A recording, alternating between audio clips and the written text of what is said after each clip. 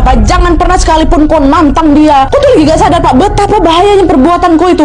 Kalau mereka nyerang kita, parang yang udah kuasa tajam tuh udah gak bisa musir mereka Pak. Jangankan musir, kau nengok mereka aja gak bisa kok. Kalau tadi aku gak pakai mantra pengusir tuh Pak ya, bisa aja sekarang kita udah mati loh Pak, kata si soal lobo. Ya dari situ cuman diam aja, dia sambil pucat juga kan, dia diam aja menerima teguran dari istrinya. Dia tahu dia salah juga mungkin ya kan. Kali ini dia sadar kalau perbuatannya memang salah kali. Akhirnya dia pun berjanji untuk tidak mengulanginya lagi ya kan. Nah lalu beberapa hari setelah itu mereka ini juga akhirnya tahu kalau anjing peliharaan mereka yang bikin Ya Ono marah kali ini, anjing peliharaan mereka ini ternyata nggak dimakan sama si Siing Babono. Selama ini ternyata si anjing ini sudah tinggal di gua dan sudah beranak pinak di sana. Jadi jelas di sini si Siing Babono tuh nggak terlibat apa-apa. Kami nggak tahu apa-apa ya. Mungkin ini juga yang ngebuat mereka jadi betul-betul marah kali sama Ya Ono. Udahlah nuduh sembarangan, mau ngancam-ngancam kami pula, orang anjing gua ada di dalam situ kok. Itulah mungkin yang bikin si Siing Babono nih marah wah.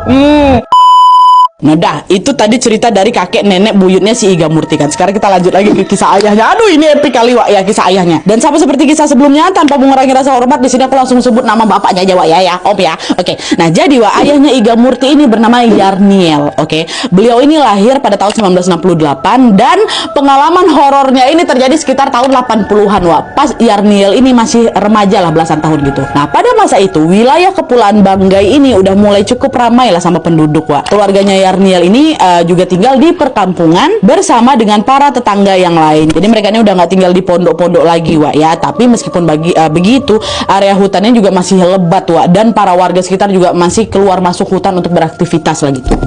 Nah, pada suatu hari Wak, Yarniel dan juga kakaknya pergilah itu ke hutan buat mencari kayu berkualitas bagus untuk bahan pembuatan ukulele Nadia katanya. Nah, lalu setelah mencari kesana kemari, akhirnya kayu yang mereka ketemu itu, mereka mau itu ketemu nih. Nah, pas mereka lagi motong-motong kayu itu, tiba-tiba dari kejauhan mereka dengar ada suara Wak ya, suara orangnya teriak kayak gini, ku, gitu ya. Nah, FYI Wak, ku ini adalah kode panggilan ya, kode panggilan yang dipakai oleh masyarakat Banggai kala itu waktu mereka lagi di tengah hutan. Jadi kalau misalnya kalian dengar ada orang teriak ku di dalam hutan, itu tandanya dia pengen tahu apakah di sekitar sana ada orang lain. Nah kayak gitu ya. Jadi orang yang mendengar teriakan ku pertama juga harus ngerespon dengan meneriakkan hal yang sama, harus bilang ku juga gitu. Sederhananya mereka macam lagi ngomong, "Weh, ada orang di sana nggak?" "Iya, ada kami di situ." Tapi jawabnya pakai ku kayak gitu lah ya, ngerti ya? Nah, adalah tuh kan mereka berdua dengar ada ku kayak gitu.